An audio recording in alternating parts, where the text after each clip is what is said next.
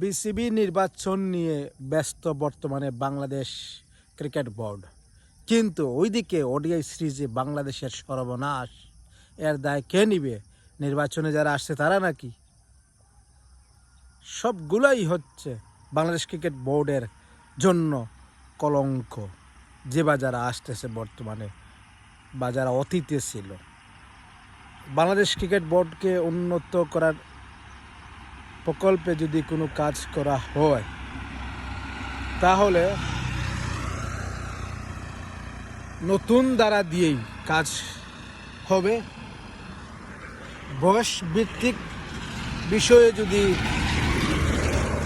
Bangladesh cricket board চিন্তা করে যে আগামীতে আমাদের বাংলাদেশ ক্রিকেট বোর্ড অনেক পর্যায়ে এগিয়ে যাবে, তা হলো ভুল ধারণা।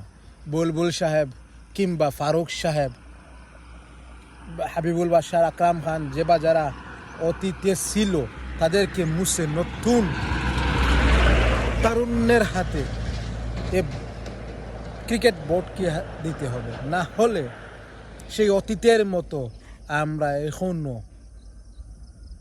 ক্রিকেট বোর্ডে এক হাস্যকর হয়ে থাকব মহাবিশ্বে বাংলাদেশ ক্রিকেট বোর্ড বলে।